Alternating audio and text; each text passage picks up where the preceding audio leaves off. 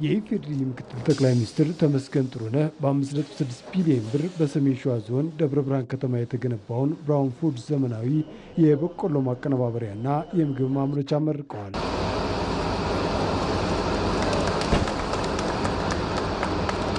ይህ ፋብሪካ የበቆሎ፣ የሽምብራ እንዲሁም ከሌሎች እህሎች ቅይጥ ምግቦችን አዘጋጅቶ የሚያቀርብ ስለመሆኑ ተገልጿል። በስራ ማስጀመሪያው ላይ ንግግር ያደረጉት ምክትል ጠቅላይ ሚኒስትር ተመስገን ጥሩነህ ግባችን ስራ መፍጠር፣ እድልን ማስፋትና የህዝብን አቅም መገንባት ነው ብለዋል። ዛሬ የብርሃን ምልክት በሆነችው ከተማ ውስጥ ተሰባስበናል። ያ ብርሃን ከመቼውም ጊዜ በበለጠ ብሩህ ሆኖ ይታያል። ህዝባችን ቁርጠኝነቱን የኢንዱስትሪያሊስቶችና የኢንዱስትሪዎቻችን ጥንካሬ ለበለጸገች ኢትዮጵያ የብርሃን ምልክት ነውና በርትተን መስራት ይገባናል። ግባችን ግልጽ ነው። ስራ መፍጠር፣ እድልን ማስፋት እና የህዝባችንን አቅም የሚያንጸባርቅ ኢኮኖሚ መገንባት ነው። የአማራ ክልል ከፍተኛ አቅምና ለም አፈር አለው ያሉት ምክትል ጠቅላይ ሚኒስትሩ ይህንን አቅም በተባበረ ክንድ ወደ እሴት መለወጥ ይገባል ሲሉ አሳስበዋል። የአማራ ክልል ከፍተኛ አቅም ያለው ክልል ነው። አፈሩ ለም ነው። ስራን ማክበር ባህሉ የሆነ ማህበረሰብ አለው።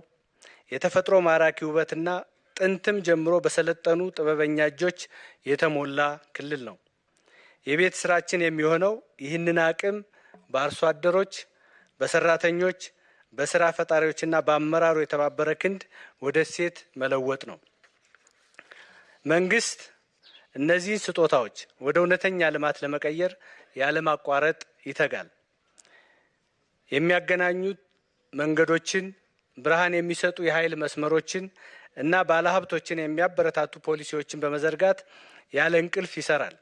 የአማራ ክልል ርዕሰ መስተዳድር አቶ አረጋ ከበደ በበኩላቸው ፍትሐዊ የሀብት ተጠቃሚነትን የሚያረጋግጡ ስራዎች በክልሉ እየተሰሩ ስለመሆናቸው አንስተዋል። የፓርቲያችንና የመንግስታችን የፖሊሲ አቅጣጫዎችና ተግባራዊ ውጤታማነት በተግባር እያሳየን የመቻል ማሳያ እንደዚሁም ደግሞ በእንዲህ አይነት የፋብሪኬሽን ስራ ውስጥ ከገባን ሁልጊዜም እንደምንለው ሀገራችንና ህዝባችንን በአመጋገባቸውና በአኗኗራቸው ብቻ ሳይሆን በዓለም አቀፍ ደረጃ ያላቸውን ቦታ ተስተካካይነትና ተወዳዳሪነትን የሚያረጋግጥ ነው። ከለውጡ ማግስት ወዲህ በአማራ ክልል ሰሜን ሸዋ ዞን የአምራች ኢንዱስትሪዎች ቁጥር በከፍተኛ ሁኔታ ጭማሪ ማሳየቱን ያነሱት የኢንዱስትሪ ሚኒስትሩ መላኩ አለበል በአሁኑ ሰዓት በደብረ ብርሃን ብቻ 105 መካከለኛና ከፍተኛ ኢንዱስትሪዎች እንደሚገኙ ገልጸዋል። በሰሜን ሸዋ ዞንና በደብረ ብርሃን ከተማ ያየናቸውን ኢንዱስትሪዎች በተመለከተ እንደ ሀገር በኢትዮጵያ ታምርት ንቅናቄ የጀመርናቸው ስራዎች ምን ያህል ተስፋ ሰጪ እንደሆኑ በትንሽ ፊገር አስደግፌ ለማንሳት እወዳለሁ።